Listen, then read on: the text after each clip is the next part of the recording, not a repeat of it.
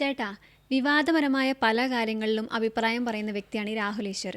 ചില സമയത്ത് അദ്ദേഹത്തിന് അതൊരു വള്ളിക്കെട്ടായി മാറാറുണ്ട്. ഇപ്പോൾ ഈ അതിജീവിതയെ അധിക്ഷേപിച്ച കേസിൽ അദ്ദേഹം ജയിലിലാണ്. അവിടെയും നിരാഹാരം കിടക്കുകയാണെന്നുള്ളൊരു വാർത്തയാണ് പുറത്തു വരുന്നത്. യഥാർത്ഥത്തിൽ ഒരു വള്ളിക്കെട്ട് പിടിക്കുന്ന ആളാണോ ഈ രാഹുൽ ഈശ്വർ? രാഹുൽ ഈശ്വറിനെ പോലീസ് കസ്റ്റഡിയിലെടുത്ത് കൊണ്ടുപോകുന്ന സമയത്ത് അദ്ദേഹം ഒരു വീഡിയോ ചെയ്തിരുന്നു. ആ വീഡിയോയിൽ അദ്ദേഹം പറഞ്ഞു, പോലീസ് എൻ്റെ വീട്ടിലെത്തിയിരിക്കുകയാണ്, ഞാൻ എൻ്റെ ലാപ്പ് ഒളിപ്പിക്കട്ടെ എന്ന് പറഞ്ഞു. സാധാരണ ഇത്തരം കേസുകളിൽ മുൻകൂർ ജാമ്യത്തിന് പോയി കഴിഞ്ഞാൽ ജാമ്യം കൊടുക്കും. പക്ഷേ രാഹുൽ ഈശ്വറിന് ജാമ്യം കിട്ടിയില്ല.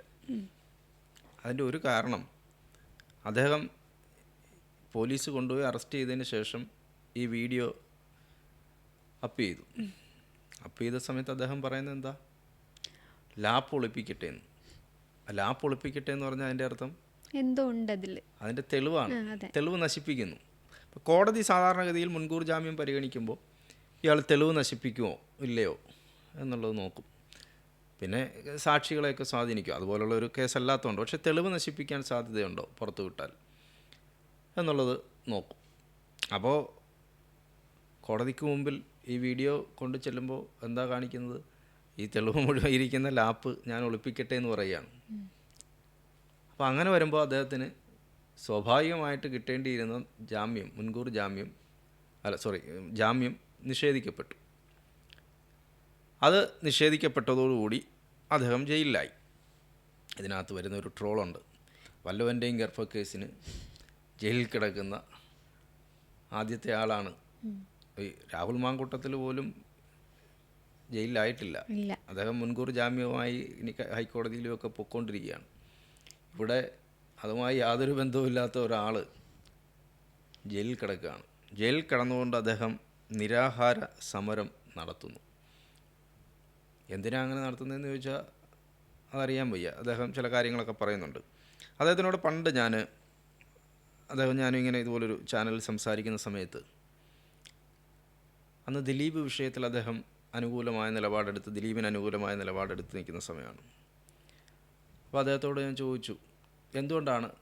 അപ്പോൾ ആ ചർച്ച ഇങ്ങനെ വേറൊരു വിഷയത്തിലാണ് ഞങ്ങളിങ്ങനെ ചർച്ച ചെയ്യുന്നത്. ചർച്ച ചെയ്ത് അതിൻ്റെ അവസാന ഘട്ടം എത്തിയപ്പോൾ ഞാൻ ചോദിച്ചു, എന്തുകൊണ്ടാണ് ഇങ്ങനെ ഒരു നിലപാടെടുക്കുന്നത്?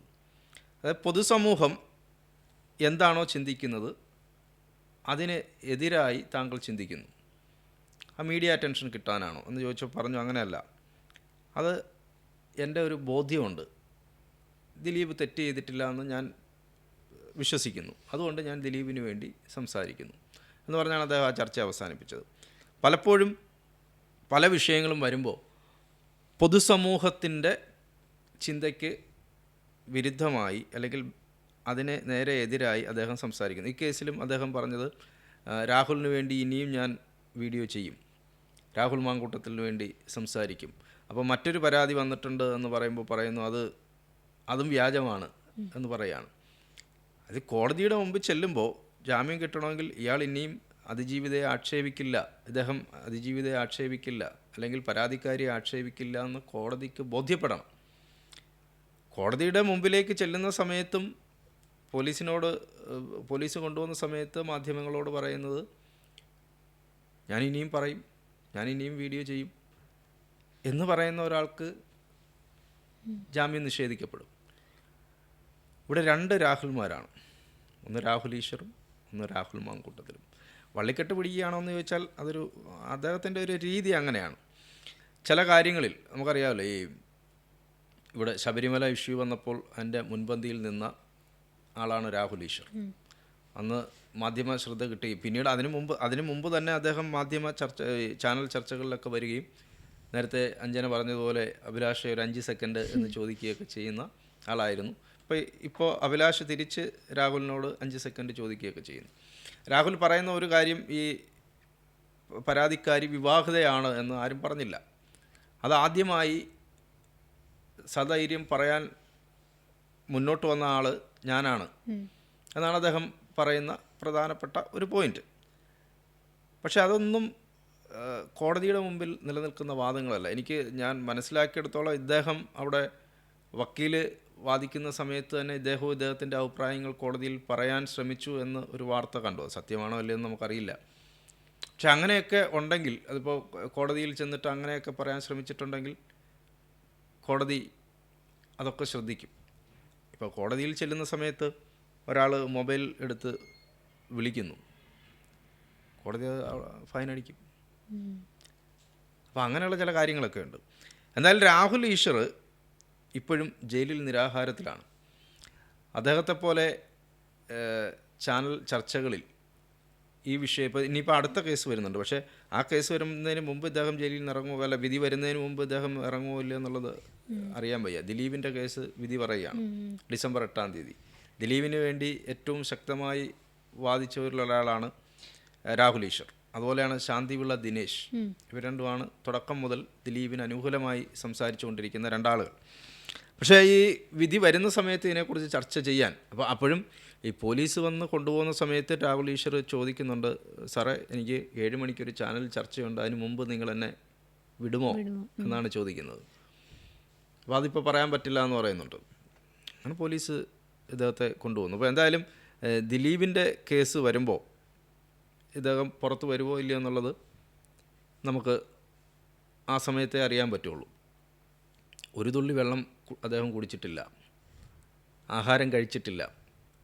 മാധ്യമങ്ങളോട് പറഞ്ഞു, ഞാൻ ഇതുവരെ ഒരു തുള്ളി വെള്ളം കുടിച്ചിട്ടില്ല, ആഹാരം കഴിച്ചിട്ടില്ല. പക്ഷേ അതേ സമയത്ത് രാഹുൽ മാങ്കൂട്ടത്തിൽ വെള്ളം കുടിക്കുകയും ചെയ്യുന്നുണ്ട്, ഭക്ഷണം കഴിക്കുകയും ചെയ്യുന്നുണ്ട്.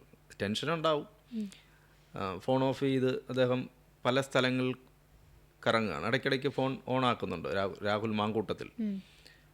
പക്ഷേ ഇദ്ദേഹം നേരെ തിരിച്ചാണ്. ഇദ്ദേഹം ജയിലിലെ, ഇപ്പോൾ ചില ആളുകൾ അറിയാമല്ലോ, നമ്മളൊരു കൊലക്കേസ് പറഞ്ഞപ്പോൾ ജയിലിൽ നല്ല മട്ടൻ കിട്ടും എന്നുള്ളത് കൊണ്ട് ജയിലിൽ പോകാൻ ആഗ്രഹിച്ച ഒരു കൊലപാതകയുണ്ട്.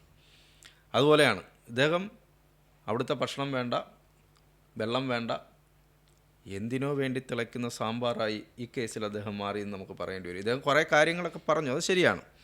ചില കാര്യങ്ങളൊക്കെ പിന്നെ പുരുഷന്മാർക്ക് വേണ്ടി സംസാരിക്കുന്ന ഒരാളാണ് എന്നുള്ളൊരു തോന്നൽ അദ്ദേഹത്തിന് ഉണ്ടാക്കിയെടുക്കാൻ പറ്റും. പല പുരുഷ കമ്മീഷൻ വേണം എന്ന് ശക്തമായി വാദിക്കുകയും അതിനു വേണ്ടിയിട്ട് ഒപ്പ് ശേഖരിക്കുകയൊക്കെ ചെയ്യുന്ന ആളാണ് അദ്ദേഹം. പിന്നെ പല കേസുകളിലും അദ്ദേഹം പുരുഷന്മാർക്ക് അനുകൂലമായി പുരുഷന്മാർ പോലും ചിന്തിക്കാത്ത പോയിൻ്റുകൾ അദ്ദേഹം പറയാറുണ്ട്. അപ്പോൾ അങ്ങനെയൊക്കെ ചെയ്യുന്ന ഒരാളാണ് ഇദ്ദേഹം. പക്ഷേ ഈ കേസിൽ ഇദ്ദേഹം അനാവശ്യമായ തിടുക്കവും അല്ലെങ്കിൽ അനാവശ്യമായി അത്തരം ഒരു കാര്യത്തിലേക്ക് ഇടപെടുകയും, നേരത്തെ പറഞ്ഞതുപോലെ സൈബർ ഇടങ്ങളിൽ കുറച്ചുകൂടെ ആ സ്പേസിനെ ഫലപ്രദമായി ഉപയോഗിക്കുന്നതിന് പകരം ഈ അതിജീവിതയെ ഐഡൻറ്റിറ്റി ഉൾപ്പെടെ വെളിപ്പെടുത്തുന്ന തരത്തിൽ, പക്ഷേ ഇദ്ദേഹം പേരൊന്നും പറഞ്ഞിട്ടില്ല, പക്ഷേ മറ്റു ചിലർ ഐഡൻറ്റിറ്റി വെളിപ്പെടുത്തുന്ന തരത്തിലേക്ക് ആ പരാതിക്കാരിയുടെ ചിത്രങ്ങൾ സഹിതം പുറത്തു കൊടുക്കുകയൊക്കെ ചെയ്തു. പക്ഷേ ഇദ്ദേഹം അതിൻ്റെ ഭാഗമല്ലെങ്കിൽ പോലും ഒരാവേശം ഇദ്ദേഹത്തിനുണ്ടായി. ആ രാഹുലിന് വേണ്ടി ഈ രാഹുൽ കാണിച്ച ആവേശം, ആ ആവേശമാണ് അദ്ദേഹത്തിനെ ഇപ്പം നിരാഹാരം ഇരിക്കുന്നതിലേക്ക് എത്തിച്ചിരിക്കുന്നത്. പലതരത്തിലുള്ള നിരാഹാരം നമ്മൾ കണ്ടിട്ടുണ്ട്. കോടതി മുൻകൂർ ജാമ്യം തള്ളിയ രാഹുൽ മാങ്കൂട്ടത്തിന് വേണ്ടി നിരാഹാരം ഇരിക്കുന്ന അദ്ദേഹം പറയുന്നത് പുരുഷന്മാർക്ക് വേണ്ടിയിട്ടാണ് അദ്ദേഹം ജയിലിൽ നിരാഹാരം ഇരിക്കുന്നത്.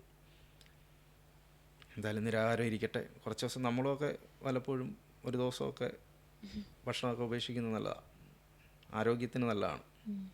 ശരി.